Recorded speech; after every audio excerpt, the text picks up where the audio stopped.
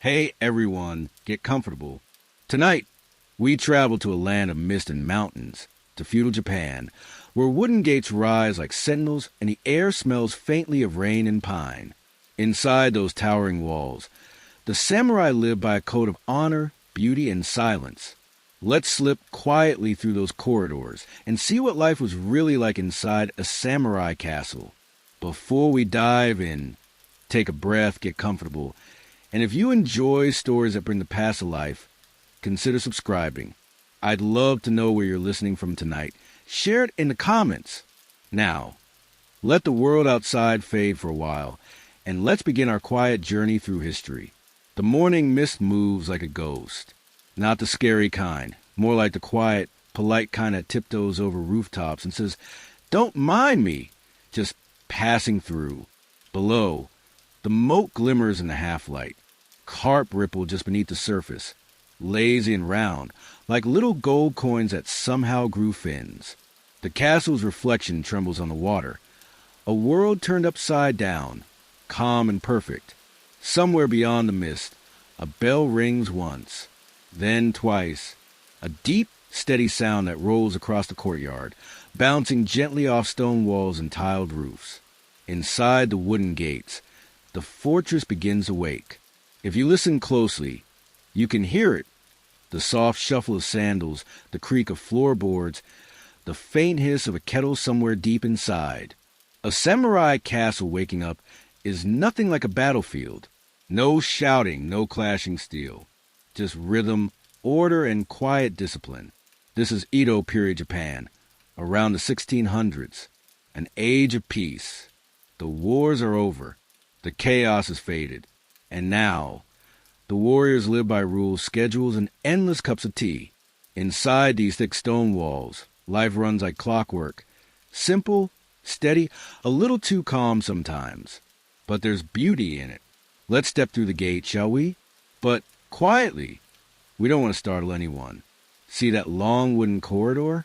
That's the moat, the outer section of the castle where the retainers and guards begin their day. The floorboards are polished so smooth, they almost shine like mirrors. They even creak on purpose. It's called nightingale flooring. Each step chirps like a bird to warn of intruders. So yes, this castle literally sings when someone walks through it.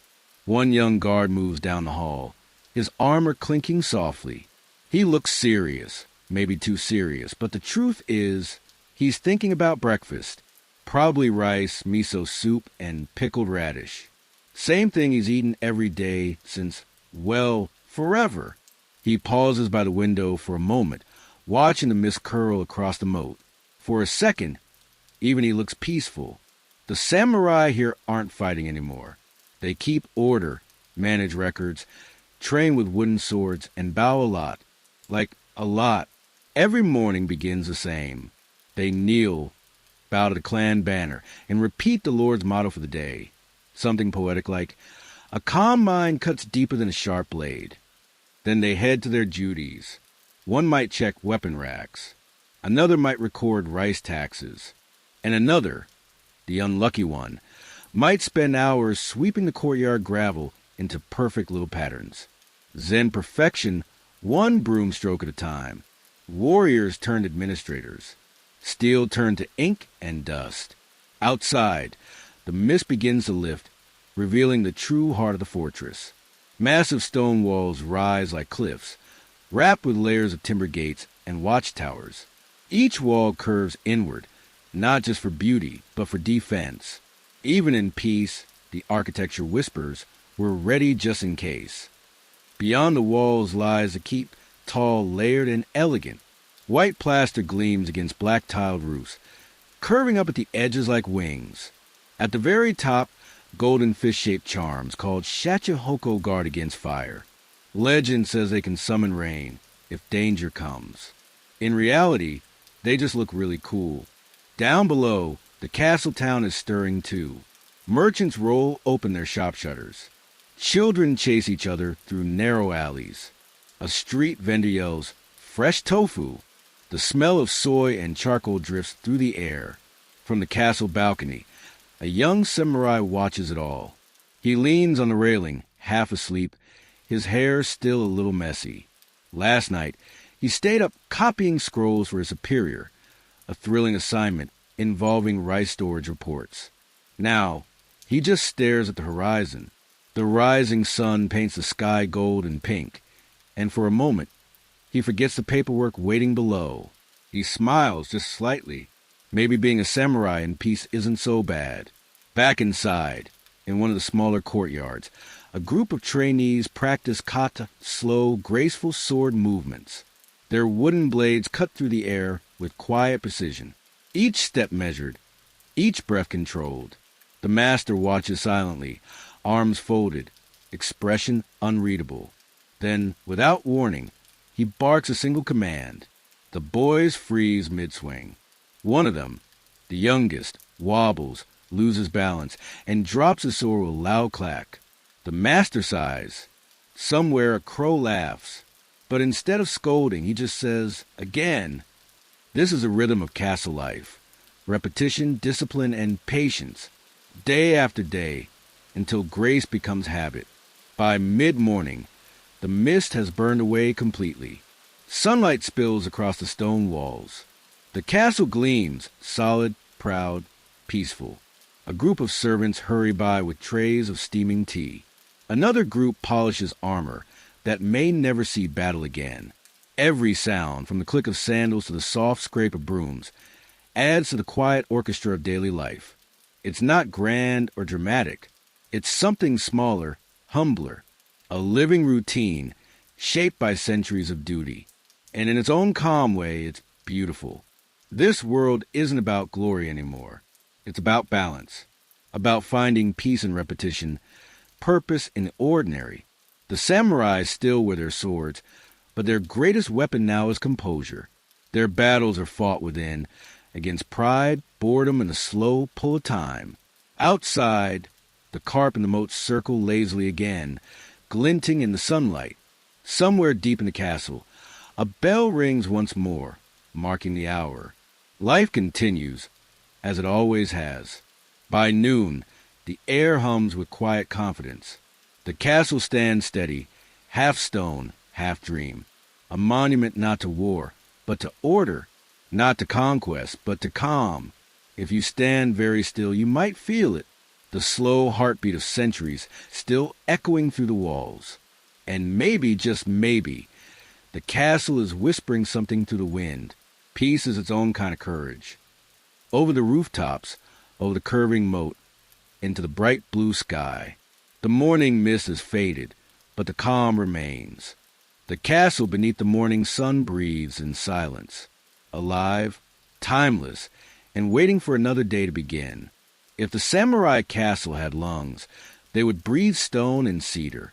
Each wall, each tile, each sliding door exhales history, soft and steady, like the rhythm of an old monk's meditation. At first glance, the fortress seems like a beast built for war. Thick walls, sharp angles, high towers watching the horizon. But take a few quiet steps closer, and you realize something. This place isn't just built to fight. It's built to feel. Let's start outside, where the air still smells like morning dew and wet moss. Those massive stone foundations. See how they curve upward, like waves frozen in time? That curve isn't just pretty. It's clever. It helps deflect arrows, slow climbers, and make the whole structure earthquake-resistant. Because Japan shakes a lot. And the builders knew that perfection isn't about resisting nature. It's about moving with it. Walk your fingers along the stone and you'll feel the texture. Rough, cool, ancient. Each rock was hand-fitted, not by machines, but by men who probably spent half their lives arguing with granite. And still, somehow it all fits. Seamless, balanced, unshakable. Now, lift your eyes upward. Those white plaster walls, clean, smooth, glowing softly in the sun. They look delicate, almost gentle, like rice paper stretched across wood. But don't be fooled. That plaster was mixed with sand, lime, and even crushed seashells. It's tough stuff, fire-resistant, weatherproof, and surprisingly elegant for something meant to stop arrows and flames. The builders could have made the walls gray or brown, but they didn't. They chose white, because white in Japan means purity, peace, a reminder that even inside a fortress, the heart should stay calm. Now step through the first gate. The oatman, it's not just a door, it's a test. Enemies charging would find themselves funneled into tight courtyards, forced to zigzag through narrow turns, constantly exposed to arrows from above. Every corner of the castle is like a riddle. Every gate asks a question. Do you belong here? Hidden doors lead nowhere. Walls twist unexpectedly. There are even false floors and secret passages, in case things ever went wrong. Though honestly, during the long Tokugawa peace, most of those traps probably just confused drunken guards. Move a little deeper now. The outer chaos fades into something gentler. Here the walls change. The stone gives way to cedar panels, lattice windows, and shoji screens. Paper doors that slide like whispers. Light filters through them softly, glowing gold in the late morning. Even the air feels different here. Still cool, touched by the scent of wood and incense. This is the hidden side of the samurai castle. Not the fortress, but the home. The warlord's private world. Quiet gardens, tea rooms, corridors where every sound seems to bow before silence. You can almost hear the balance. The way form meets function, like a sword balanced perfectly in its sheath. Take the Tenshu, the main keep. From the outside, it's a tower of power, rising like a mountain. Inside, it's a labyrinth of elegance. The floors stack upward, each level smaller than the last, each one built for a different purpose. The lower levels are practical. Storage, supplies, weapons. Higher up, you'll find meeting rooms with tatama mats and hanging scrolls of poetry or calligraphy. Go even higher, and you reach the Lord's private chamber. Simple, minimal, and serene. And finally, at the very top, the observation room. From there, the Lord could see everything. His town, his rivers, his rice fields shimmering in the wind. It's not just a lookout for enemies. It's a reminder of responsibility. Everything below that view, every house, every person, depended on the calm of the man standing there. What's fascinating is how the castle itself mirrors the samurai spirit. Outside, strength, discipline, control. Inside, grace, stillness, beauty. A samurai was expected to be both. A wall and a garden, a storm and a breeze. So the architecture followed suit. A warrior's home that could withstand siege, but also host a tea ceremony under the glow of lantern light. If you listen closely, you might notice something curious the castle breathes. Not literally, that'd be creepy, but in rhythm. Morning sun warms the walls. Afternoon shadows cool them again. Wind hums through the corridors. Tatami mats creak softly underfoot. The whole place seems alive, an enormous wooden lung, inhaling and exhaling with the day. That's the secret of Japanese design, the space between things. The silence that gives sound its shape. The pause that gives beauty room to breathe. In the castle, lives everywhere. Between pillars, between steps, between heartbeats. Now step out onto one of the balconies. Below, the moat gleams, still patient. Cherry trees lean over the water, their blossoms drifting down like pink snow. A crane stands by the edge, one leg tucked, perfectly still. Up here, you can almost forget this is a fortress at all. It feels more like a temple in disguise. And in a way, it is. The samurai didn't separate war from art or strength from beauty. A blade wasn't just for battle. It was a symbol of purity. A garden wasn't just decoration. It was meditation. The castle wasn't only protection. It was philosophy carved in wood and stone. By late afternoon, sunlight spills through the papered doors again, turning every wall golden. Shadows ripple over tatama floors. A servant walks by carrying a tray of tea. His footsteps are almost soundless. Outside, the wind rises just a little, brushing through pine branches, rustling the moat, and for a moment, the castle almost sighs, because that's what it does best. Not stand tall in pride, but rest quietly in purpose. a living harmony between strength and stillness. These walls have seen centuries. They've felt the tremor of swords and the laughter of children. They've heard rain tapping against tile roofs and poets whispering at midnight. And yet, through it all, the castle endures, not as a monument to war, but as proof that peace can be built from the same stones once meant for battle. The mist will come again tomorrow. The moat will ripple. The carp will rise, and these walls will breathe once more, slow and steady, like an old samurai remembering a dream. Before the castle wakes, before the kitchen fires crackle or the Lord's banner stirs in the morning breeze, one man is already awake. He moves through the mist like part of it, quiet, steady, unseen. This is the Monban, the gatekeeper, the first heartbeat of the samurai castle. While most people dream of cherry blossoms or sake, he dreams of hinges and keys. The sun hasn't yet broken the horizon. The moat still mirrors the last stars of night. Cranes shuffle in the reeds, and the air smells faintly of pine and damp earth. He steps out from the guardhouse, shoulders squared, wearing layers of plain cotton beneath his armor. Nothing fancy, just enough to keep out the cold. In his hand, a lantern sways softly, its paper sides glowing orange against the gray dawn. Each step on the wooden bridge gives a hollow echo, a rhythm he's heard every day of his life. It's the sound of duty. Ahead looms the oatman, the great gate, massive timbers of blackened cedar, bound in iron. It doesn't open easily, and that's exactly the point.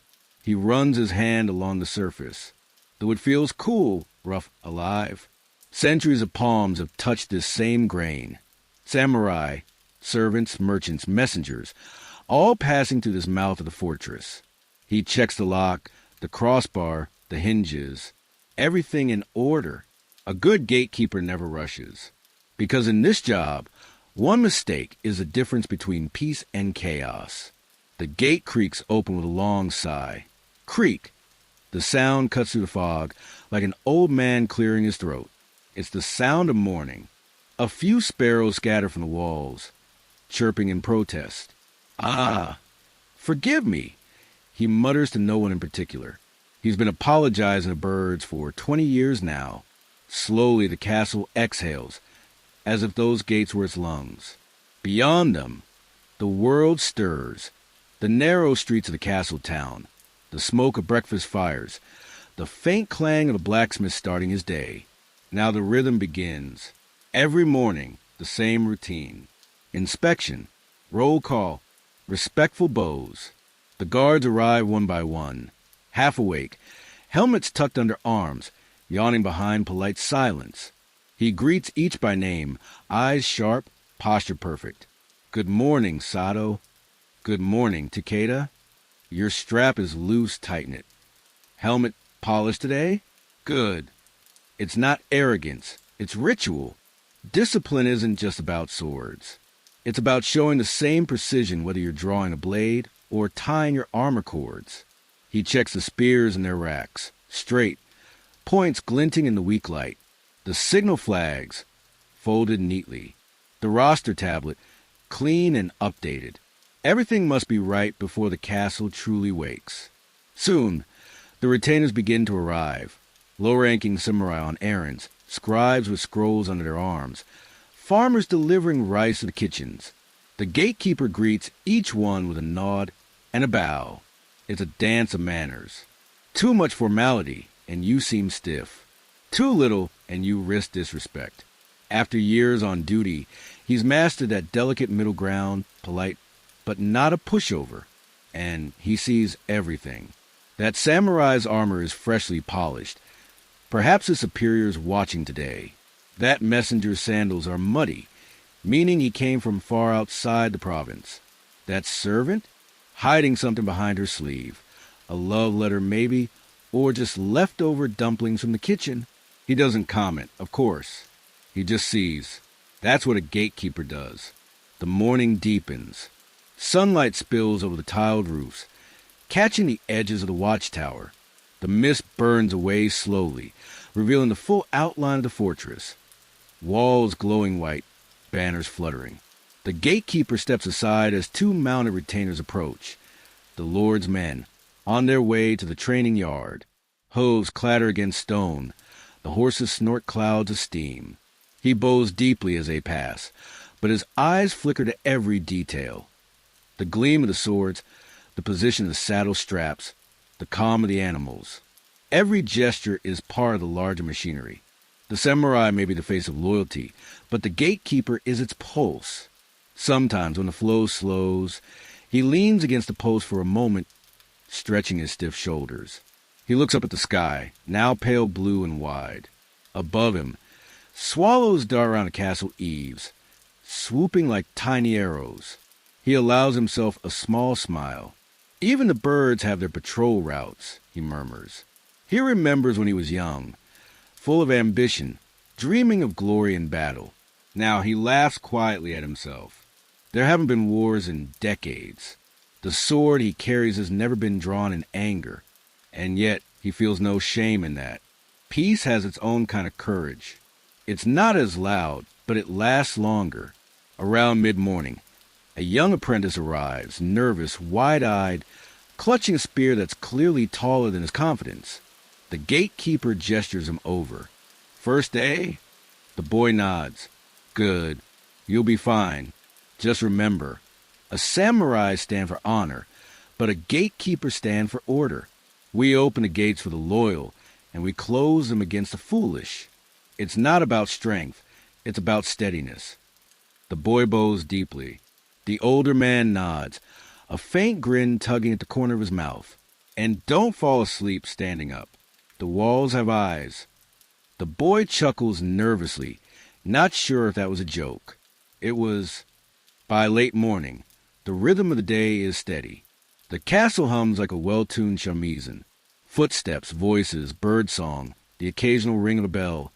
Each sound fits into the quiet music of discipline. From his post, the gatekeeper watches life unfold. Servants carrying firewood, samurai heading to their duties, courtiers crossing the courtyard in robes that whisper against the stones. He doesn't envy them. He just stands, steady as the gate itself, part of the architecture now, the living hinge between the world outside and the world within. When noon nears, the air grows warm. He wipes sweat from his neck and glances at the sky again. The light makes the plaster walls almost glow, white, pure, silent. The moat sparkles like a blade in sunlight. For a moment, he feels something like pride, not in himself exactly, but in the rhythm that keeps everything together. The castle breathes because its people do, because each person, no matter how small the task, moves in harmony with the next. He smiles faintly, adjusts his armor strap, and turns back to the great wooden doors.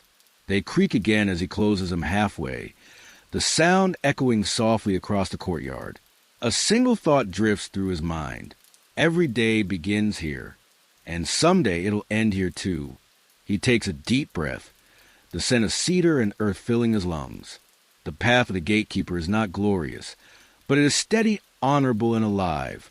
And in this quiet strength, the samurai castle breathes on.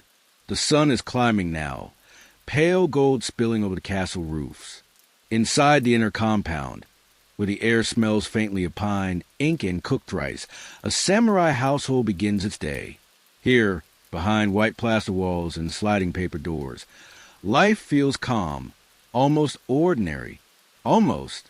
This is the home of Edo Saburo, a mid-ranking samurai in service to the lord of the castle. He's neither rich nor poor, just steady, like the heartbeat of duty itself. And right now, he's trying to quietly tie his hakama without waking the baby. The room is soft with morning light filtering through the shoji. You can hear distant birds and, faintly, the rhythm of a bamboo fountain outside. Talk, talk, talk, marking time more gently than any clock. His wife, Aiko, kneels by the hearth, stirring a pot of steaming rice. The smell drifts through the house, warm, earthy, comforting. The kind of smell that says, "You survived another day. Good job." Their eldest daughter, Hannah, is already awake, sitting perfectly straight, brush in hand. She's practicing calligraphy, each stroke deliberate, each pause filled with breath and concentration. Beside her, a scroll reads, Rei wa kokoro no hana.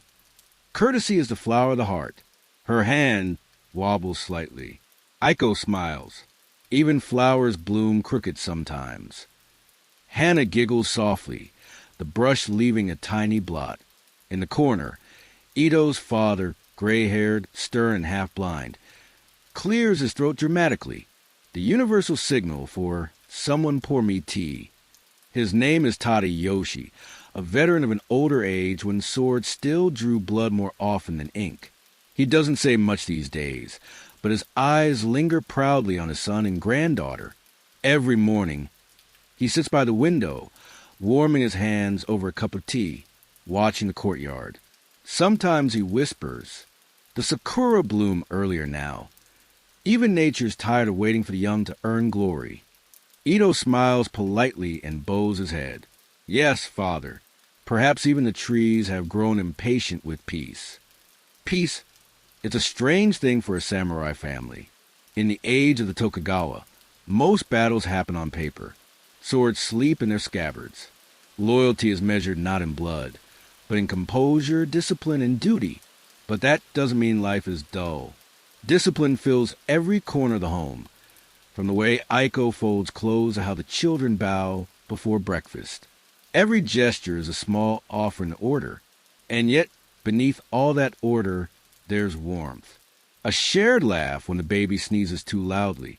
A quiet hum from Aiko as she tends to the rice. The creak of tatami mats under light feet. It's a kind of beauty that doesn't shout, it whispers. The breakfast scene feels almost like a painting. Low lacquered table, bowls lined neatly, the soft clink of chopsticks, steamed rice, pickled radish, and miso soup. The simplicity hides care. Each meal a small ceremony of gratitude. Ito's youngest son, Riku, sits cross-legged, his hair messy and his grin mischievous. He's clearly been up to something. "Father," he says, cheeks full of rice, "may I train with wooden swords today?" Ito arches an eyebrow. First, finish chewing, then ask again. Riku gulps, straightens up, and tries again. "May I train with wooden swords today?" His father glances at Aiko, who hides a small smile behind her hand. After your lessons, Ito says, "Even warriors must learn numbers before sword swings." Riku groans, "But numbers don't win battles." Tadayoshi snorts softly. "Neither does stupidity." The whole room falls into laughter. After breakfast, the rhythm of the day unfolds. Aiko tends a garden. A patch of moss, a small maple, a few early iris buds swaying in the breeze. It's not much, but she keeps it with the same devotion her husband gives to sword drills. She trims, she sweeps, she pauses to feel the sunlight. Inside, Hannah continues her studies. Her teacher arrives, bowing deeply, scrolls under his arm. They discuss poetry and ethics. The way the heart should be steady even in turmoil. For a child, she listens with remarkable focus, though occasionally her eyes drift toward the open door, where her brother is sneaking outside with stick for a sword. Meanwhile, Ito steps into the small courtyard, where the air is sharper, cleaner. He unsheathes his blade, not for battle, but for practice. The steel catches the sunlight for a heartbeat, then disappears into motion. Slow, deliberate, graceful. Each swing is a meditation. Each breath a reminder. Power without control is just noise. He remembers his own youth, dreams of glory, of duels and honor. But now he sees things differently. Honor isn't in killing. It's in continuing. In showing up every morning, even when no one's watching. In caring for your family, your lord, yourself, all in balance. He wipes the blade, resheathes it, and bows slightly to the empty air. In that quiet moment, even the wind seems to hold its breath. By midday, the house settles into stillness. Tadayoshi naps lightly. The baby murmurs in sleep, and the faint sound of ink brush against paper fills the room. Aiko sits with Hannah, helping her thread new fabric, teaching her patience, rhythm, and grace. Outside, Riku has managed to turn his stick into a spear and is now chasing imaginary bandits through the courtyard. Hold your stance. Edo calls out with mock sternness. Yes, father. The boy yells back, feet slipping on the pebbles. For a moment, the whole world seems contained within this small courtyard. The laughter, the warmth, the sunlight filtering through the paper doors. The castle beyond the walls feels distant, like another world entirely. As evening nears, shadows stretch long. The family gathers once more, for dinner, for stories, for calm. Tadayoshi tells a tale from his youth, of a lord so brave, he once rode into battle with no armor, claiming his spirit was shield enough. Aiko listens with polite disbelief. Rika's eyes shine with wonder. Hana asks, did he survive? Tadayoshi pauses. No, but people still remember his courage. Edo shakes his head with a grin. Let's hope Riku learned from both parts of that story. Night falls quietly. The castle drums sound in the distance, deep, slow, marking curfew. Lanterns glow softly along the corridors. Aiko slides a shoji closed, and the house becomes its own small universe again, floating in the silence. The family bows to the small household shrine. A single candle flickers. The smell of incense drifts upward, thin and sweet. Another day done, Aiko whispers. Edo nods, eyes gentle, and all under heaven remains in balance. Outside, the castle towers gleam faintly in the moonlight. Within those great walls, hundreds of families live much the same, quiet, disciplined, steady. Each a thread in the vast fabric of the samurai world. Not warriors tonight, just people, loving, learning, surviving. And somewhere beyond the silence, the night cicadas begin to sing. The castle is quiet now. Even the wind has lowered its voice. Down a long corridor lit only by a few trembling candles, there's a door, plain, wooden, unremarkable. But behind it lies the beating heart of memory. This is the armor room, the place where silences wait. When Edo slides the door open, the air feels different, cooler, stiller, almost sacred. The faint scent of camphor and oiled leather greets him. Dust motes drift lazily through candlelight, like slow-moving ghosts that forgot they were supposed to be scary. Along the walls stand rows of lacquered armor, black and gold, each set polished to a mirror sheen. Helmets with proud crests, masks shaped like grimacing demons. Each piece more than metal, its history, its identity. These suits once belonged to Edo's ancestors. Warriors who rode into chaos, banners flapping, blades flashing, names whispered in fear and honor. Now, they stand here, unmoving, silent witnesses to peace. Edo kneels slowly on the tatami.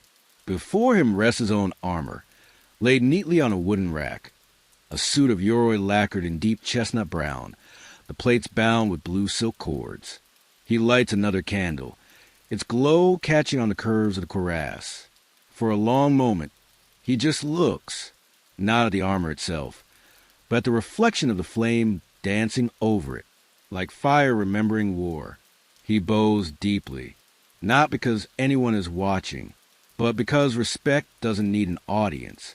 Polishing the armor is not a chore. It's a meditation. Each motion slow, circular, deliberate. A cloth glides across the breastplate, then the helmet, then the shoulder guards. He wipes carefully between the scales of lacquer, breathing evenly. Outside, faintly, he can hear the faint laughter of his children. Inside, only the whisper cloth on steel. The contrast feels sharp, like life itself reminding him. Even peace has its rituals of war. As he works, he thinks of his father's armor, heavier, older, patched with stories. He remembers being a boy, sneaking into the same room when no one was looking, staring up at the helmets that looked too large for any real man to wear. He used to whisper, "Did you really fight?" And sometimes in the quiet, he imagined he heard them whisper back. Of course, his father had caught him once, sitting cross-legged, pretending to command invisible troops. Tadayoshi had laughed softly and said, Remember, Saburo, armor is heavy not because of metal, but because of memory. Back then, Edo didn't understand. Now, kneeling here decades later, cloth in hand, he finally does. Each mark he polishes away reveals another layer of reflection, not himself, but of every man before him who knelt the same way. His great-grandfather, his grandfather, his father, all gone, but all still here, in the weight of the helmet, the chill of the plates, the faint sound of silk cords rubbing together. He traces a small dent near the collar, the kind of imperfection only seen up close. Tadayoshi once said it came from a battle near Osaka, struck by a spear that almost ended their line. Edo smiles faintly. The armor is alive, in its own quiet way, a witness that outlived its wars. He pauses to stretch his back, age catching up in the knees, as it always does. The candle flickers. For a moment, it looks like the helmet's eyes glint back at him. "Don't stare like that," he murmurs. "You've had enough glory for one lifetime." The room doesn't answer, but it feels warmer somehow. He reaches for the kabuto, the helmet. It's heavier than it looks. He lifts it carefully, as though it were the skull of a god. Inside, he can see the careful stitching, the sweat stains of use, the faint scent of iron. Once upon a time, this would have been his crown. Now it's his mirror. He sets it down before him, folds his hands, and bows again. "Thank you for your service," he whispers. The words are simple, but they carry generations. You see, in times of peace, armor isn't for battle. It's for remembrance. Each warrior maintains his armor not to fight, but to remember what it means to be ready. Readiness is a state of heart, not weapon. To polish armor is to polish the soul. Even the shogun himself does not forget that truth. Outside, the cicadas hum lazily. The sunlight has faded to amber, filtering through wooden slats. Edo takes a moment to sit back and just listen to the faint crackle of candle wax, the breathing of time. He thinks of his son, Riku, still small, still wild, swinging sticks like swords. Someday this armor might be his. But what will it mean then? Will he wear it? Or just look at it and wonder what war even felt like? Edo doesn't have the answer. But maybe that's fine. Peace, after all, is built from unanswered prayers. A small knock at the door. Aiko's voice soft as silk. "Dinner soon. Don't polish yourself into a ghost again." Edo chuckles. Almost done. He gives the cuirass one final wipe, slow, reverent, and sets the cloth aside. The armor gleams now, catching every glint of the flickering flame. For a moment, he sees his reflection, tired eyes, calm face, a faint smile, and behind it, almost like an echo, the faces of all who came before. He bows once more, not as a warrior, not even as a son, but as a caretaker of memory. Then, with a quiet sigh, he stands and blows out the candle. Darkness folds over the room. The armor stands quietly again, shadows wrapping it like a second skin. Outside, night settles over the castle, lanterns glowing along the moat, frogs beginning their evening chorus. Edo slides the door shut. Behind it, the armor waits, not for battle, but for dawn, because even steel dreams of purpose. And tomorrow, when the first light of morning touches the castle walls, it will gleam again, a silent reminder that discipline outlives danger, and honor, once forged, never rusts. Dawn again, the castle breathes in. Mist curls through the stone courtyards, the air cool and sharp enough to make you stand a little straighter. Somewhere a night bird gives one last call before silence swallows the sound whole. Then there it is, a low, single drumbeat. Boom, the signal that night has ended, and duty begins. From every corner of the castle compound, men emerge in quiet rhythm, the click of sandals on stone, the soft swish of robes, armor plates clinking faintly like distant wind chimes. Retainers, guards, scribes, and attendants all move toward the open courtyard that faces the daimyo's residence. No one rushes. No one speaks. Every motion feels practiced, measured, like a well-rehearsed dance that has been performed 1,000 mornings before. The courtyard itself is still half in shadow, half in light. The rising sun paints the tips of the roof tiles gold. You can see your breath if you exhale. And in the center of it all stands a tall wooden drum, still vibrating slightly from that first solemn beat. A second one follows. Then silence. Rows form neatly. At the front, higher-ranking samurai. Behind them, the lower retainers, attendants, even the young pages trying not to sneeze in the cold. A few elderly warriors stand off to the side, leaning a bit on their canes, but still proud, still upright. And then, all together, they bow. Not a shallow nod. A deep, deliberate bow from the waist, arms straight at the sides, heads lowered until foreheads nearly touch their knees. The sound of dozens of men bowing at once is strange. It's not quite silence. There's a faint rustle, a harmony of movement, like the wind through tall grass.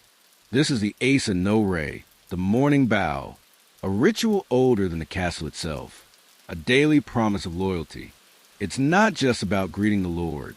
It's about aligning the heart. Every samurai here, no matter how tired, no matter what worries gnaw quietly inside, must leave all that behind at the edge of this courtyard. When they bow as one body, one purpose. In the upper gallery, sliding doors open softly. Attendants step aside, revealing the faint outline of the daimyo's presence. The lord of the domain, seated behind a screen of painted cranes and pine trees. No words are spoken, no face is shown, but everyone knows he's there, and that's enough.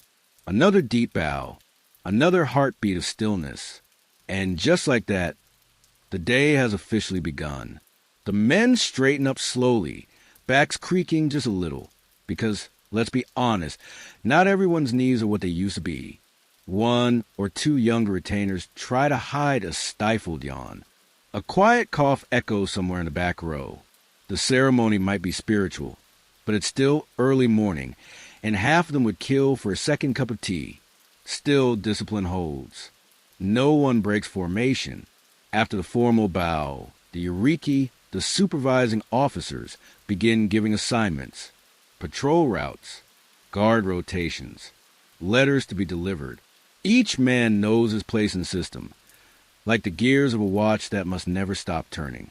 Even small gestures matter. How you stand, how you answer, how you handle your sword when bowing. Everything is a reflection of your lord and of yourself. There's something both beautiful and terrifying about that level of order. In this courtyard, hierarchy is not oppressive. It's peaceful. Everyone knows where they belong. The young page polishing a spear has as much purpose as the old general standing at the front. No one tries to rise above their station. No one dares to slack off either. It's not fear that binds them. It's pride. A quiet pride that says, I am part of something greater than myself. In the stillness, just long enough to let the sound of birds fill the air again. Because under all that ceremony and formality, life goes on. The sun climbs higher. Somewhere nearby, a kitchen fire crackles to life. You can almost smell the miso soup warming, the rice steaming. Duty and breakfast, both sacred in their own way. And yet, there's a strange comfort in this repetition. Every sunrise is the same. Every bow the same angle. Every step the same place. But within that sameness lies peace. Like waves breaking on the shore again and again, never bored of their own rhythm. For a samurai, routine isn't dull. It's balance.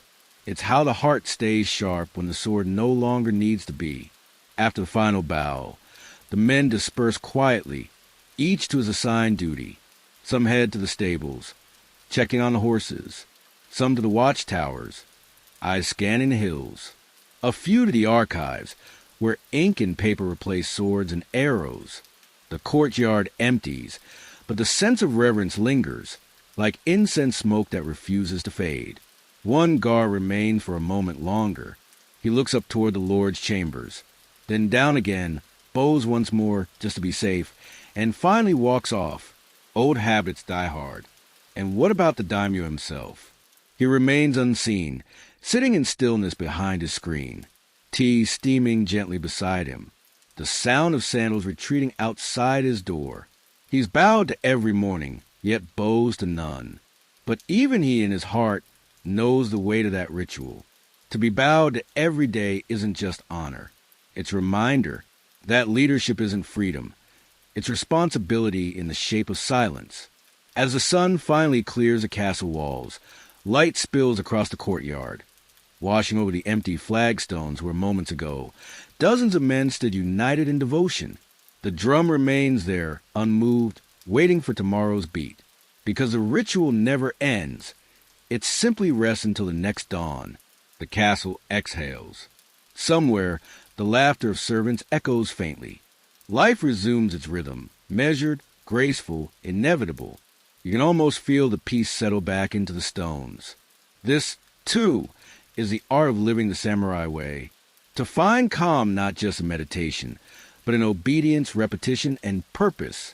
A single bow, repeated across generations, each one saying the same wordless promise. We are loyal. We are ready. We remember who we serve. And in that bow, in that perfect stillness, you realize that a castle isn't just built of stone and wood. It's built of people who kneel at dawn, rise with the sun, and turn discipline into something almost divine. The heart of the castle is not the gate, or the walls, or even the Lord's sword. It is this room, a long, quiet hall where the air itself feels like it's holding its breath. Tatami mats stretch out in perfect order. Paper walls glow softly from morning light. The patterns of pine and crane painted in careful strokes. And at the far end, on a low raised dais, sits the daimyo. He does not move. He does not need to. You can hear almost nothing in here. No footsteps. No voices. Only the faint creak of the wooden beams as the castle breathes. And then, from the far sliding doors, comes a soft SHFF of servants and retainers entering on their knees. Not walking. That would be far too bold.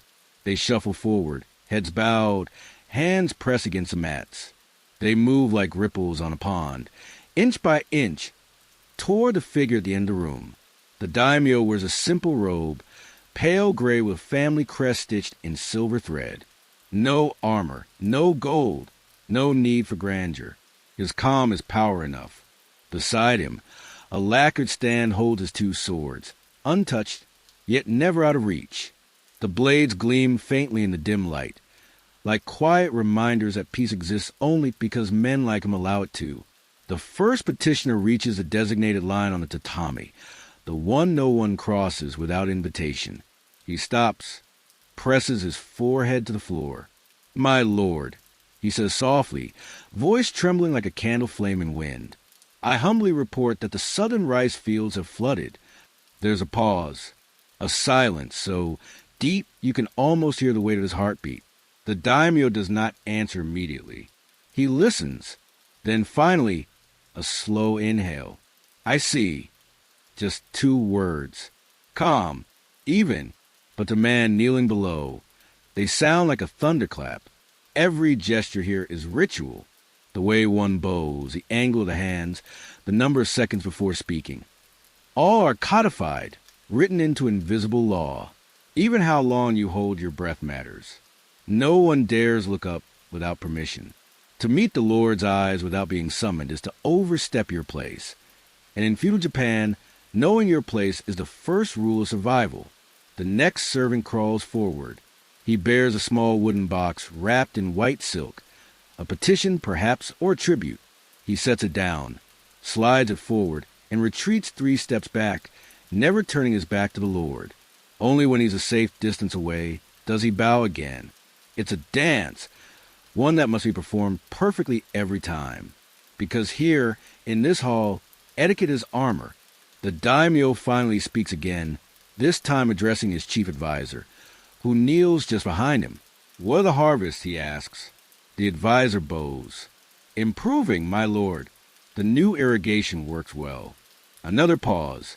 The daimyo nods, slow and deliberate. Good. Then see that the workers are given rest. Exhaustion breeds mistakes.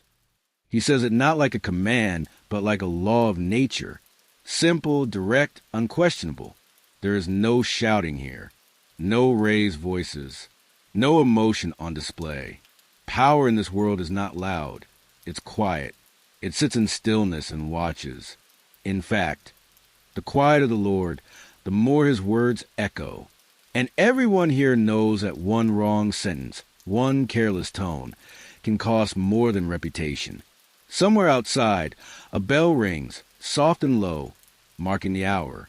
The faint breeze sneaks through the paper screens, carried with the scent of pine and the distant sound of water from the inner garden. But even nature seems to bow before this stillness. The next retainer brings forward a dispute, a boundary disagreement between two farmers. He explains, voice trembling. The daimyo listens, silent again. His expression doesn't change, not even slightly. Finally, he turns to his scribe. "Record this," he says. "Both will offer half their rice harvest to the temple. Let the gods decide who is in the right." A poetic punishment, and a practical one. Balance restored. Honor maintained. The scribe dips his brush into ink, the tip gliding over parchment with that soft scratch sound that always feels like time moving forward. If you could freeze this moment, this single breath of power and quiet, you'd see how perfectly it all fits together. The kneeling men, the watching guards, the daimyo at the center, each person an instrument in a larger composition, a symphony of obedience, pride, and balance. And maybe that's what makes it so beautiful. No one here acts for themselves. Every word, every movement exists to keep harmony alive. But let's be honest, not everyone's nerves hold perfectly. There's always that one young page, sweating like a summer melon, trying to remember if he was supposed to bow twice or 3 times. His hands shake a little. His forehead nearly bumps the tatami in his hurry. The older samurai beside him doesn't even glance, just mutters under his breath, "Calm your spirit." You can almost imagine the ghost of a smile behind his stern face. Because yes, even in a hall this serious, people are still people. The daimyo gives his final nod. "Enough for today," he says. The petitioners bow one last time, forehead pressed to tatami, and then begin their slow retreat. They back away carefully, never turning their faces until they reach the far sliding doors. The doors close. The sound is soft but final. The Lord exhales, not loud but audible. The audience is over. His attendants rise quietly to refill his tea. The faint steam curls upward, carrying the earthy scent of matcha through the hall. He sits there a moment longer, eyes half closed, as if listening to something no one else can hear. The hum of duty, the whisper of time. Because here, being powerful doesn't mean being free. It means being watched, weighed, and remembered, forever bound to the rhythm of formality. Outside, the castle stirs again. The clang of hammers, the laughter of servants, the clatter of sandals. But in the audience hall, silence remains. The scent of tatami and tea, the ghost of kneeling bodies, and that same strange stillness that makes the air itself feel sacred. This is where power lives, not in violence or gold, but in the space between two breaths, and the bow that connects them. Beyond the audience hall, and its still air command lies another world, a world of silk whispers and sunlight that filters through lattice screens. The men call it the uku, the inner quarters. It is here that the castle breathes differently. The clang of armor is replaced by the rustle of silk sleeves. The sharp scent of oil and steel gives way to the faint sweetness of incense and powdered camellia. Here, the war is quieter, fought with words, grace, and memory, and at the center of it all sits her, the lady of the castle. She is not seen by the warriors or the servants who walk the outer corridors. Her name is spoken with reverence, but rarely aloud. Even her husband, the daimyo, addresses her with measured formality. Yet, make no mistake, her influence runs deep like the roots beneath the castle stones. In a realm built by men's swords, She rules through stillness, through patience, through the art of knowing when to speak and when to let silence do the work. Morning begins before the sun climbs high. Her attendants kneel in a soft line outside her chamber, holding trays of warm water and folded linen. One slides open the shoji door. Light spills in golden gentle across the tatami. The lady rises slowly, the long sleeves of her kimono whispering against the floor. An attendant brushes her hair, a river of ink-black silk. 100 strokes, no more, no less. Each stroke is meditation, a rhythm carried down generations. Outside, in the courtyard garden, the first crane lands beside the pond. It bows its head, a mirror of the bow the servants give their mistress. Her day is quiet, yet never idle. The castle's women look to her for guidance. She decides how many bolts of silk are ordered for the season, which families receive gifts, and which letters are sent in her husband's name. Her handwriting, elegant, deliberate, carries weight equal to any seal of the Lord. When the daimyo's advisors argue over politics and land, she writes to the wives of those same men, weaving diplomacy through poetry and courtesy. What men declare in the audience hall, she softens and seals with grace. That is her art, invisible power held behind a fan. In the late morning, she visits the garden, bare feet on the smooth stepping stones, the air filled with the hum of cicadas and the scent of plum blossoms. Her attendants trail behind her, each a quiet echo. They do not speak unless spoken to.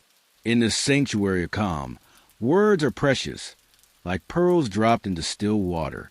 She kneels beside the pond and scatters a handful of rice for the koi. Their scales flash gold and white beneath the surface, fleeting jewels in liquid glass. She smiles faintly in their graceful circling. She sees the pattern of her own life, confined, yes, but full of quiet beauty. After noon, she retires to the writing room. The inkstone is polished smooth. A single paper lantern swings gently in the draft. She lifts her brush.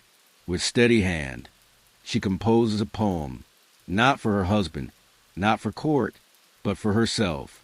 The plum tree blooms unseen behind high walls, yet its fragrance drifts beyond. The words are soft, but they hold something larger than longing. They hold understanding, that the unseen can still endure. Her attendant reads it silently, eyes glistening, then bows low. The lady smiles. No praise is needed. Later, the sound of laughter drifts from the nursery. Her children, the heirs of the house, are at play. Wooden swords clatter. A small voice cries triumphantly, "Victory!" The lady watches from the doorway. For a moment, her composure softens. She steps inside, adjusts a boy's collar, and brushes a stray hair from his cheek.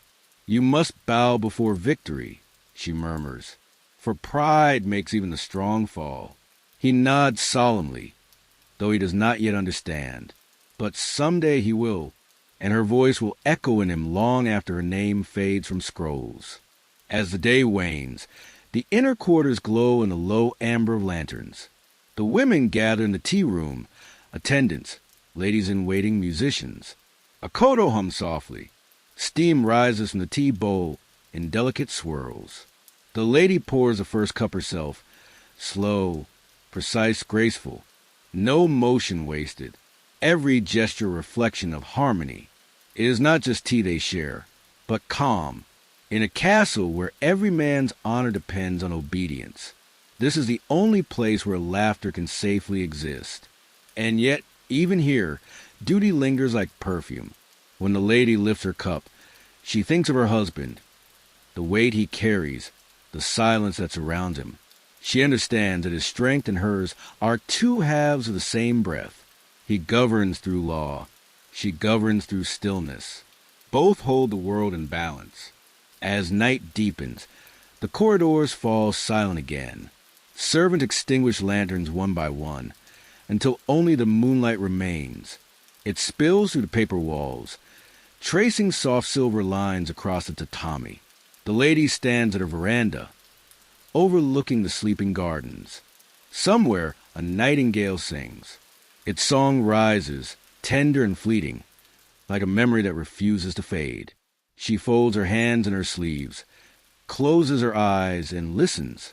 The castle sleeps, but she remains awake, the unseen guardian of peace within these walls. Her power is not in command, but in calm, not in words, but in presence.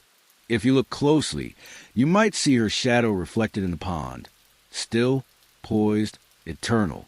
For while the warriors' names will be carved on tombstones, and battles remembered in scrolls, the lady's legacy lives in the silence between them, in the poems, the gardens, the calm she left behind. The plum tree still blooms behind high walls, and its fragrance still drifts beyond. It's midday now. The castle, usually alive with the shuffle of sandals and the clink of armor, falls into a gentle hush. The sun hangs perfectly above the tiled roofs, casting soft shadows across white walls. And behind one of those walls lies the castle garden, a world within a world.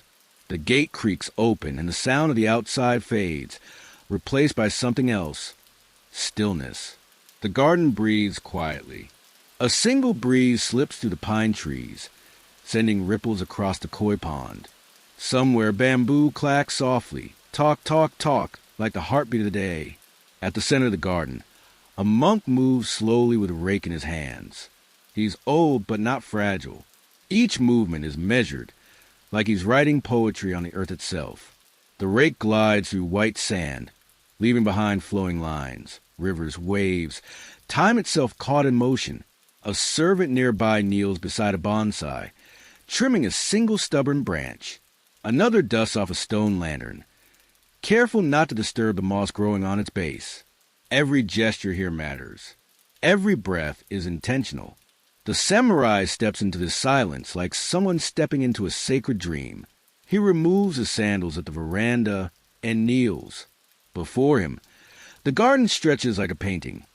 Stones arranged like small mountains, sand patterns rippling outward like water frozen mid-flow. He rests his hands on his knees, exhales slowly, and lets the noise in his head fade. The duties, the hierarchy, the constant awareness of honor, all melt into the still air. He watches the koi gliding below the water surface, golden flashes moving in slow arcs.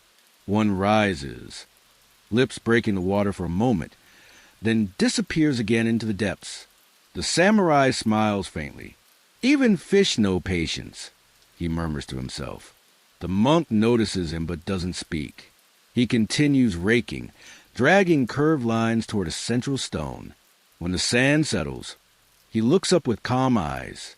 Today, the monk says, "I am drawing a wind." The samurai tilts his head, amused. How do you draw something that cannot be seen? The monk chuckles softly, eyes back on the sand.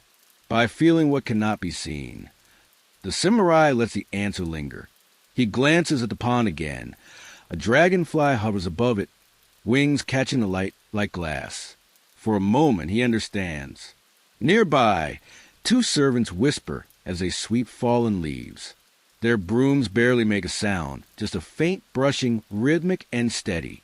One of them, a younger boy, pauses and stares at a pebble he's accidentally moved. He kneels, adjusts it back, and sighs with relief, as if restoring balance to the entire world. The samurai watches this small moment with quiet admiration. Even in service, there is art. Even in repetition, there is peace. He thinks about how life inside the castle is built on the same rhythm: duty, ritual, silence, motion. Outside, people imagine samurai as men of violence and steel. But in truth, most battles are fought within, against pride, against restlessness, against the self. He leans back slightly and closes his eyes. The warmth of the sun presses gently on his shoulders. A bird chirps once, twice, then quiets. He can almost feel time stretching out, like the ripples in the sand before him. A breeze slides through the bamboo, carrying the faint scent of plum blossoms. In that scent, he remembers his wife arranging flowers in the inner hall earlier that morning. Delicate hands, steady heart. He remembers his son's laughter echoing down the corridor, his small wooden sword clattering on the floor. Life, he realizes, is made of these soft details. Not the grand battles sung about in poems, but the quiet ones lived each day. The monk stops raking and stands still. The pattern is complete. A swirl of lines circling a cluster of stones, like ripples around islands in a calm sea. He wipes the handle of his rake, bows slightly to the garden, and steps back. His work will last only until the next breeze or the next footstep. And that's the point. The samurai nods. Beautiful, he says. The monk smiles. Tomorrow I will erase it, so it can be beautiful again. The samurai chuckles softly. You Zen men are fond of riddles. The monk tilts his head. And you warriors, fond of answers.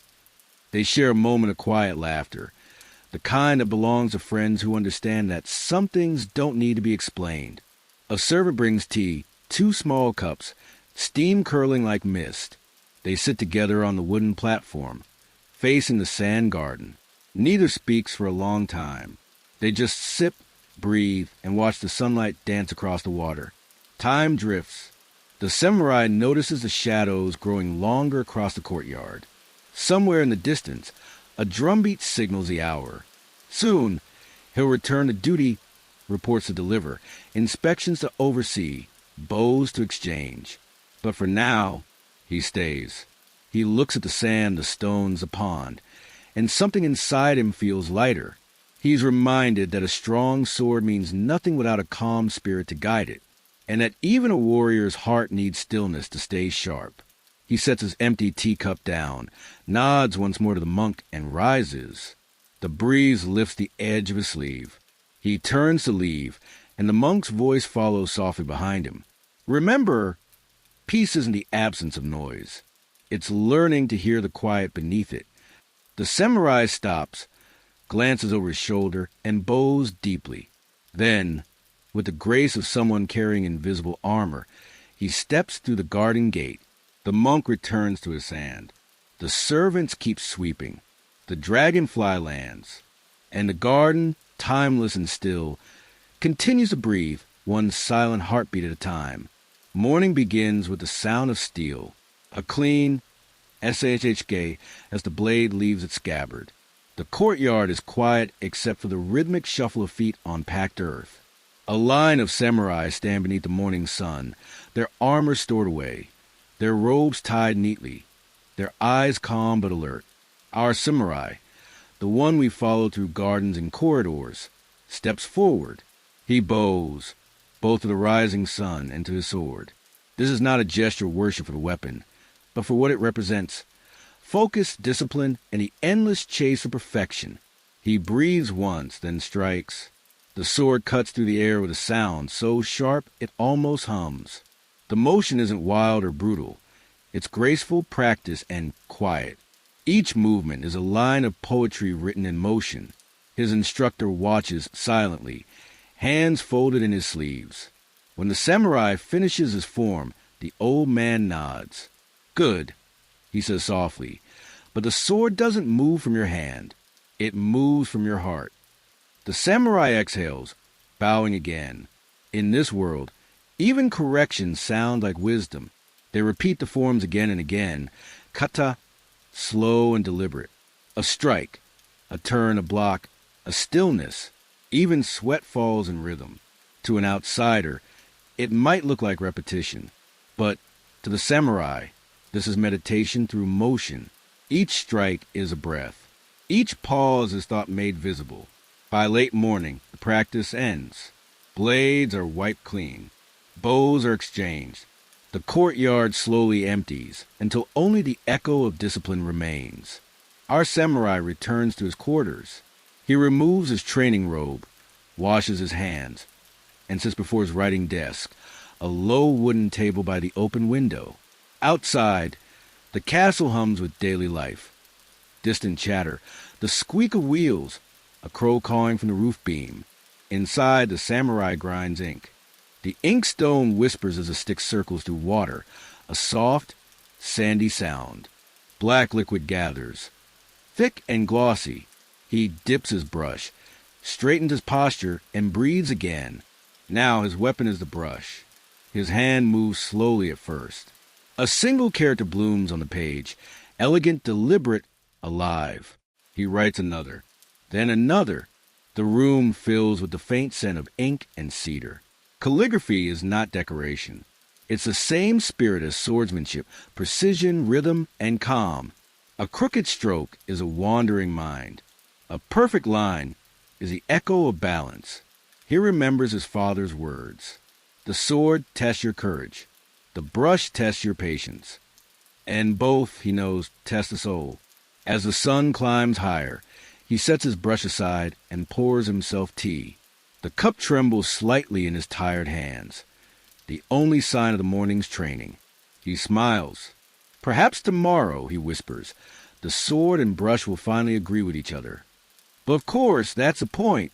They're never meant to. Perfection is not an end. It's a path you walk forever. Later, in the late afternoon, he visits the garden veranda. A young page sits there, staring glumly at a practice sword on his knees.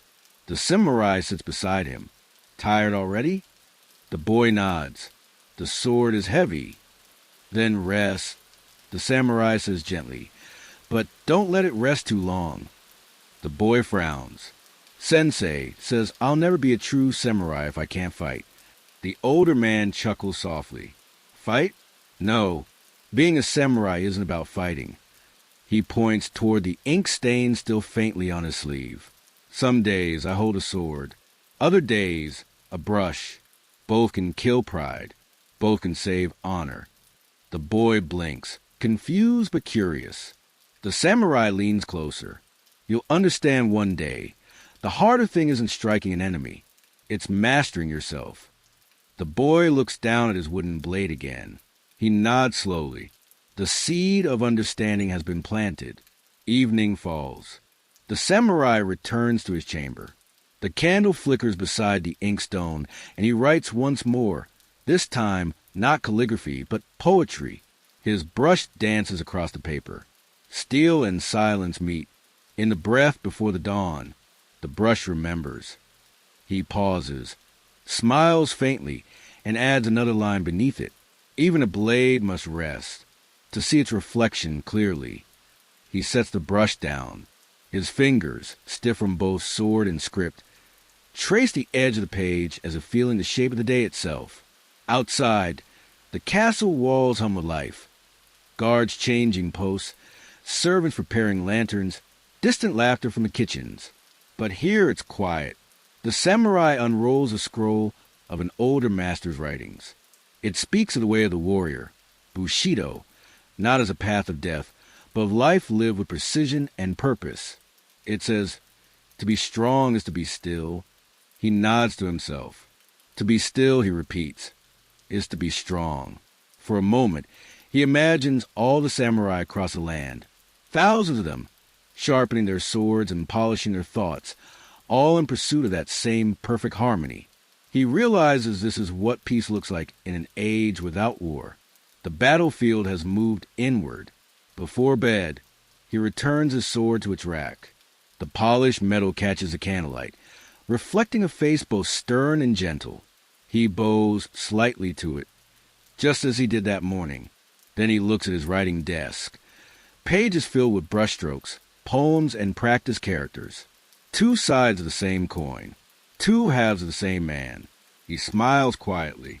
The sword teaches me to move, he says, and the brush teaches me when to stop. He slides the shoji door closed. The sound soft as a sigh. Outside, the crickets begin their nightly song, and the castle falls into its familiar rhythm. Part fortress, part monastery, all alive. Because here, in this world of blades and ink, the samurai walks the line between war and peace, action and stillness, muscle and mind. And somewhere between the sword and the brush, he finds himself, steady, patient, whole. Dusk creeps over the castle, like ink spilling slowly across parchment. The last light of the sun catches on the curved roofs and glows for a heartbeat before fading into deep blue. The air cools. Somewhere beyond the moat, a frog croaks.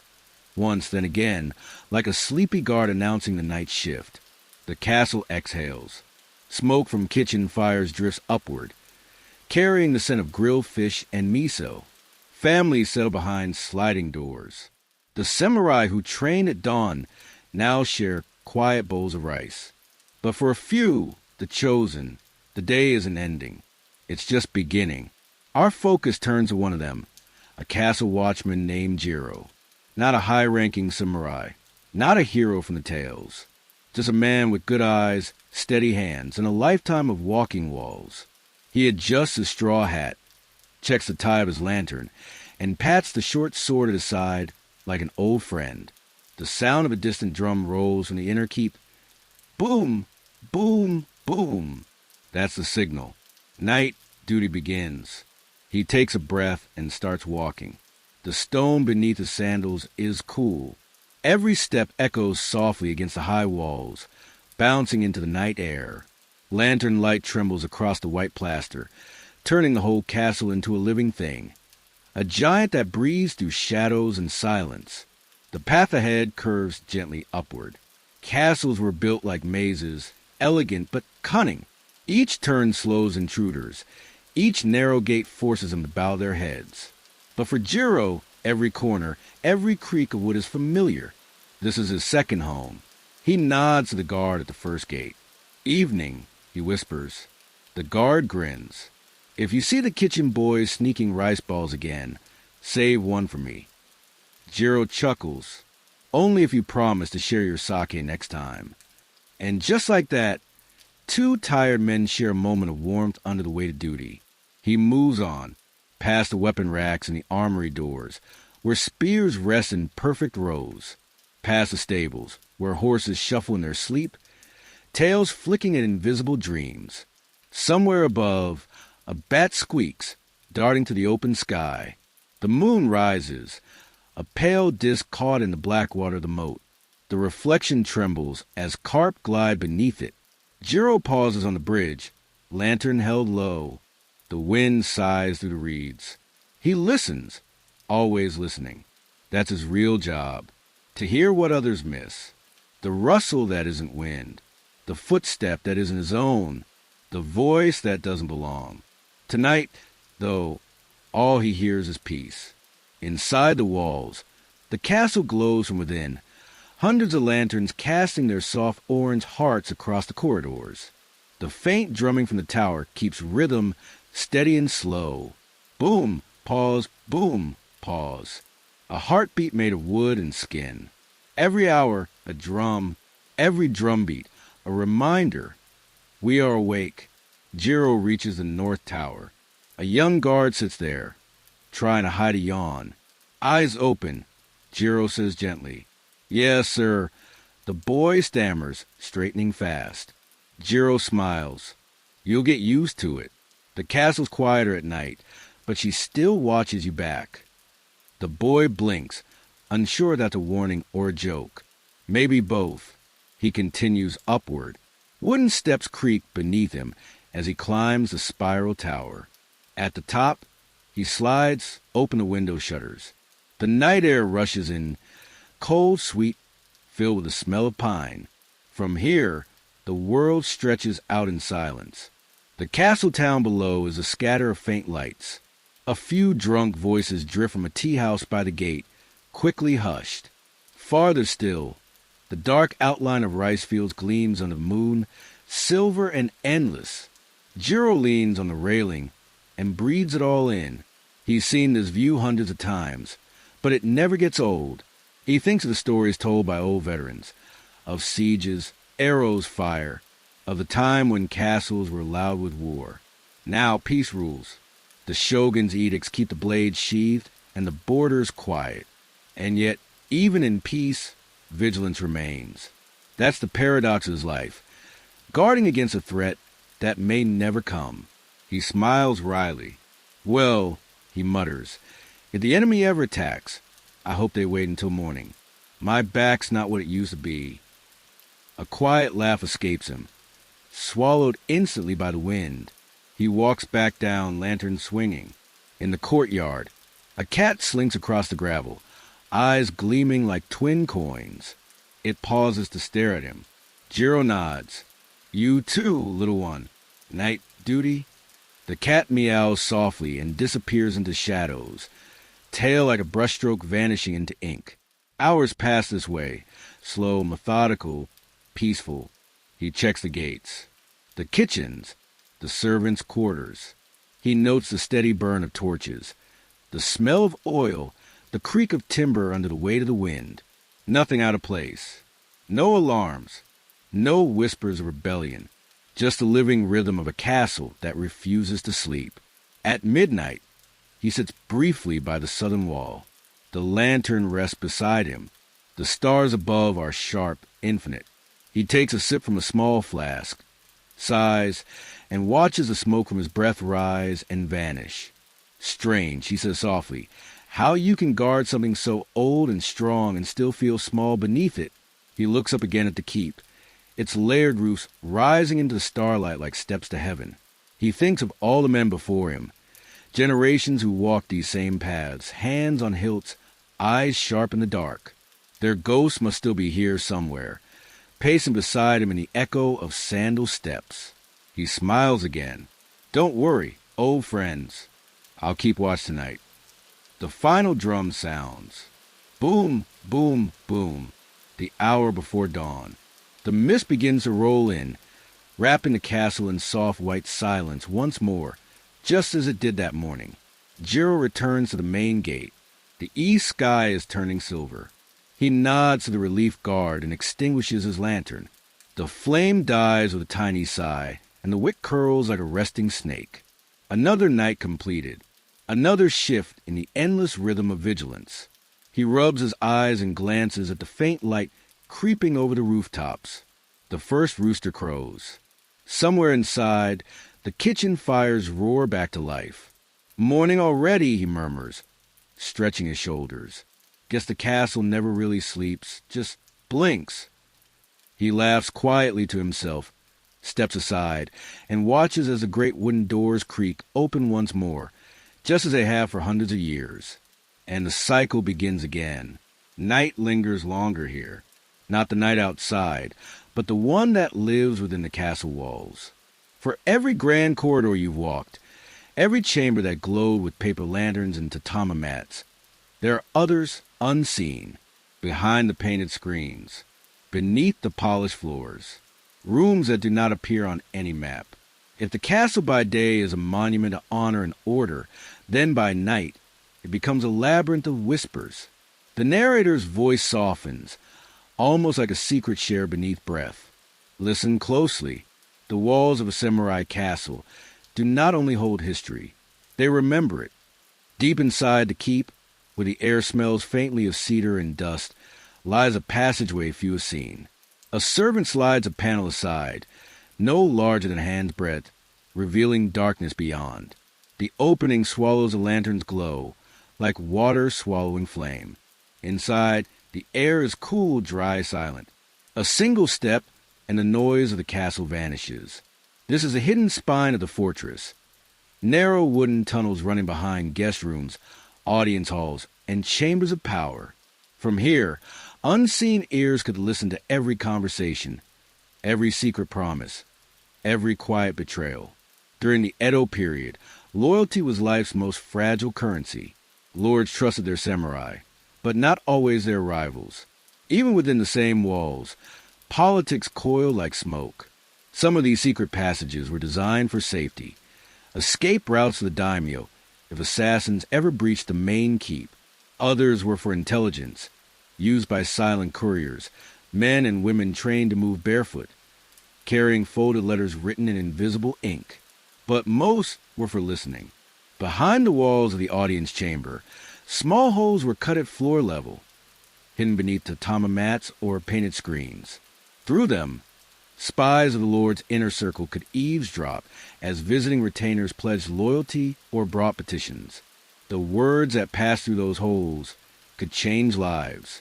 A misplaced sigh, a hesitant pause, even silence could condemn. Imagine the sound.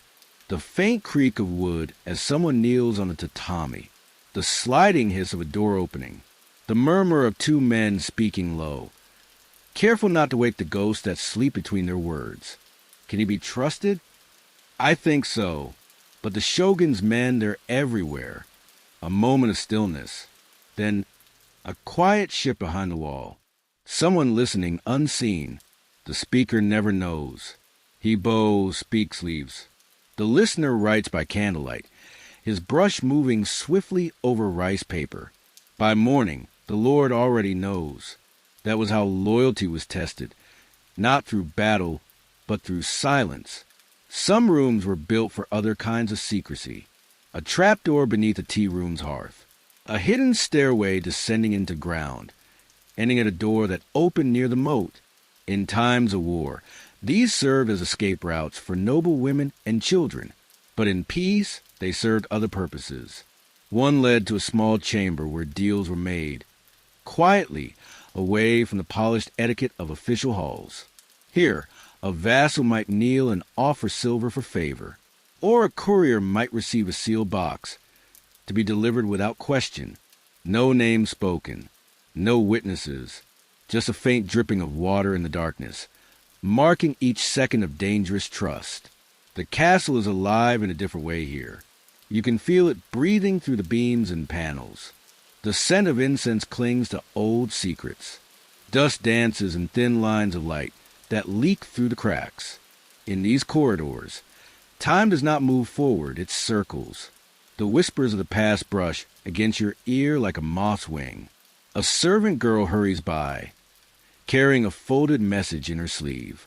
A retainer pauses to glance behind him, though no one follows. A door slides open, then closes again with a sigh.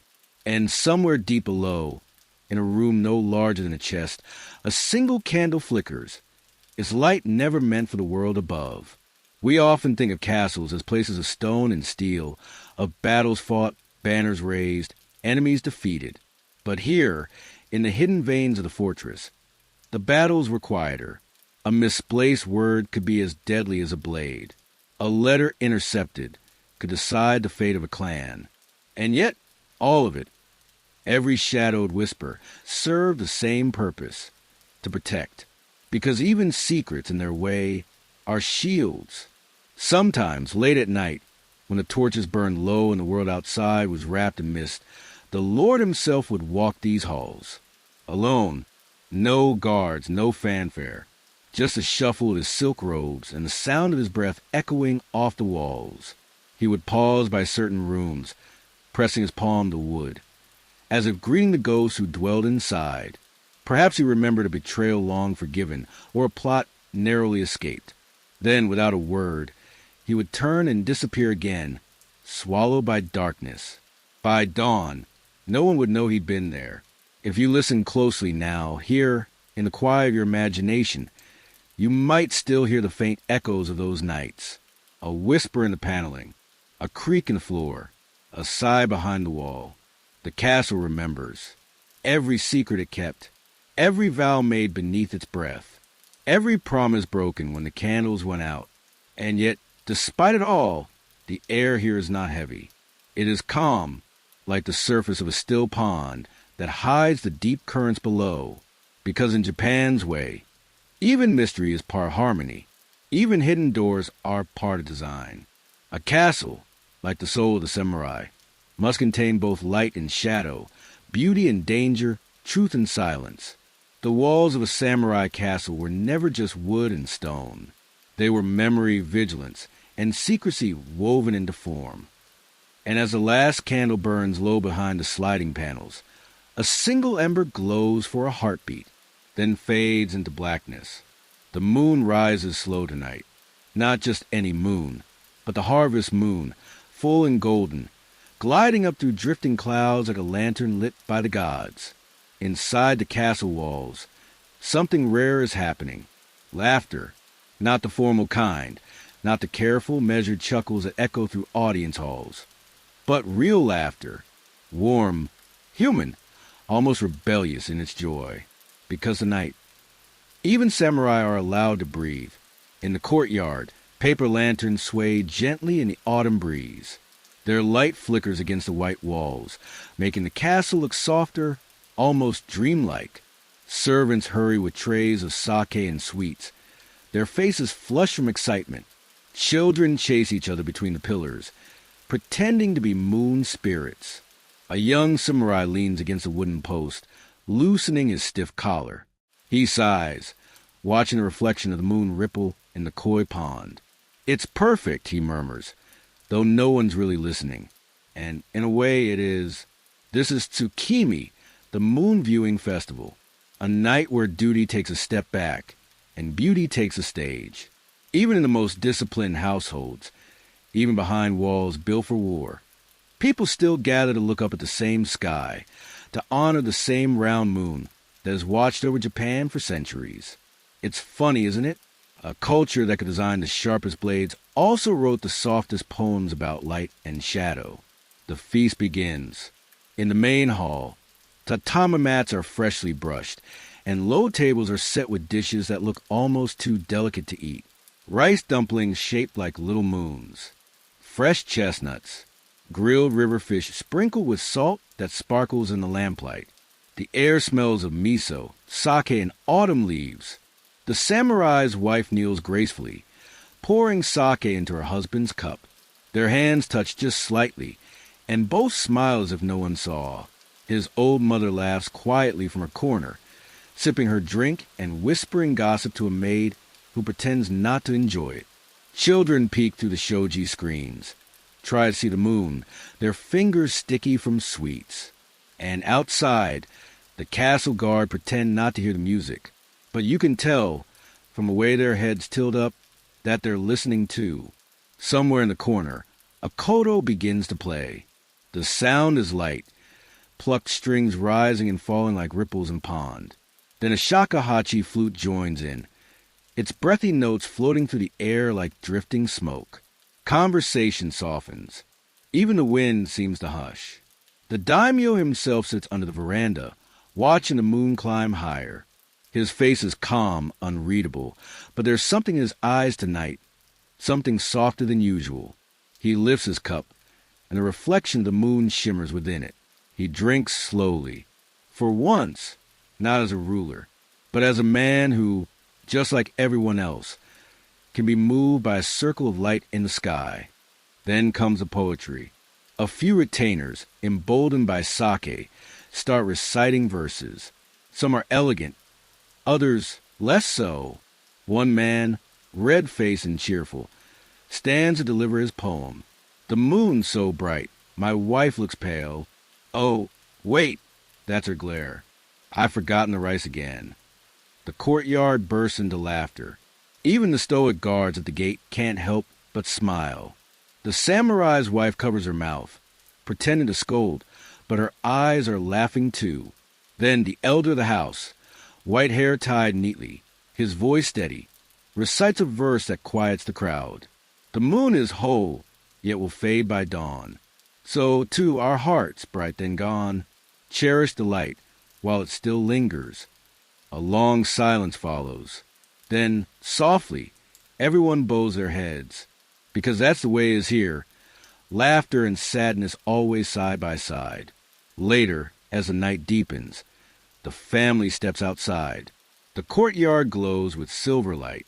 The koi swim lazily in the pond, their scales glinting like tiny moons beneath the surface. A boy points upward. "Father, does the moon watch over us always?" The samurai kneels beside him. "Yes," he says, "even when clouds hide it." The boy frowns, thinking. "So even when I can't see it, it's still there?" His father smiles, tapping the boy's forehead lightly. "Exactly like that." The child nods, satisfied, and runs off to chase a firefly. The castle breathes differently tonight. There's no tension, no formality. Just people, warriors, servants, children, all sharing the same piece of sky. Somewhere, a maid sneaks another sip of sake and giggles. A samurai too serious for his own good tries to join a song, misses the rhythm, and everyone claps anyway. Even the old hound sleeping by the veranda seems to smile in his dreams. By midnight, the laughter fades to murmurs. Lanterns burn low, casting golden halos on the wooden floors. Someone hums a lullaby, half forgotten from childhood. The moon sits high now, round, silent, ancient, watching. The samurai family gathers one last time before heading in. They bow toward the sky, offering gratitude for the harvest, for health, for another year of peace. The lady whispers a prayer, not for victory, not for wealth, but for balance, because she knows that life, like the moon, always changes, full one night, hidden the next, and yet it always returns. Inside, the fire burns low. Shoji's screen slides shut.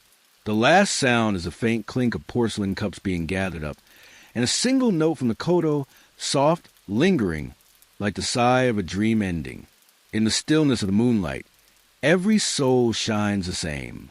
For one night, the walls of class and duty melt away, and the castle becomes simply home. Outside, the moonlight spills across the courtyard stones, across the rooftops, across the world itself. It touches every soul who looks up, whether peasant or lord, child or elder. And for just a moment, under the feast of the moon, all of Japan breathes as one. The castle still stands. Its white walls gleam in the morning light, and the moat still ripples with lazy carp. The same wind sighs through the same pine trees. But listen closely. The rhythm has changed. The clatter of armor has faded. The training yard, once alive with shouts and the sharp song of bamboo swords, now sits quiet, gathering fallen leaves. Peace has lasted too long. Inside the armory, dust has begun to settle on helmets once polished every morning. Spears lean in corners like old men resting their bones. And in the back, a single katana lies across its stand, its blade slightly dull, its handle wrapped but untouched. The samurai who owns it still bows before it every day. But when his hand rests on the hilt, it's not with the same fire as before. It's more like greeting an old friend he hasn't spoken to in years. He smiles softly. "You've done your duty," he murmurs. "Now rest." Outside, the world keeps turning, quietly rewriting itself. It's been decades of peace under the shogunate. The castle no longer fears sieges or raids. Instead, it worries about taxes, rice quotas, paperwork. The samurai who once rode into battle now ride into town to collect records. Some become teachers, others accountants, a few even poets. They wear swords, yes, but more for ceremony than for survival, like jewelry from a forgotten time. And deep down they know it. At the market, the younger men laugh at stories of war like they're folk tales. Grandfather says he once fought bandits. One of them chuckles, but I think he just tripped over his own sandals. Their fathers grin, pretending to be offended. Their mothers sigh, and the old veterans just smile quietly and sip their tea. Because what can you say? They've seen what those boys never will, and what they pray they never have to. Even the castle itself seems to feel it. The gates still open each dawn, but not for armies. The messengers carry scrolls, not swords. The horses' hooves sound softer on the cobbles now. It's like the whole fortress has taken a long breath and hasn't exhaled yet. Sometimes, when night falls and the lanterns are few, the samurai walks the corridors alone. The air smells faintly of tatami and ink. He stops by the old armor room, the one where his father once taught him how to tie cords and polish steel. He slides open the door. Dust dances in the moonlight like drifting ghosts. He can almost hear echoes, the scrape of armor plates, the barked orders, the ringing laughter of comrades who've long since turned to smoke. He bows his head. "Everything changes," he whispers. "Even honor must learn to live quietly." Beyond the mountains, rumors drift like storm clouds. Whispers of foreign ships, black hulls, belching smoke, carrying men who dress like no one here. Whispers of new laws, new weapons, new words that taste strange on the tongue. Some say Japan is waking up. Others say it's about to lose its soul. But within these walls, time moves slower. The old ways linger like incense after prayer. One afternoon, as autumn leaves swirl across the courtyard, a messenger arrives from Edo. His robes are fine, his speech too quick. He bows low before the daimyo and delivers a message. The shogunate's power is weakening. The emperor's influence rises again. Change is coming. The daimyo listens silently. His face reveals nothing, but his hand tightens slightly around his cup of tea. Later, he stands by the garden pond, watching the reflection of the castle tremble in the water. He whispers, "Even mountains bow to time." The samurai feels it too. His son, now grown, talks of traveling to the city to study modern science. "They say the future is written in machines, father," he says, eyes bright. The samurai chuckles softly. "Machines, huh? When I was your age, we thought the future was written on steel." He claps his son's shoulder. "Go, then, learn. But don't forget who you are when the ink dries."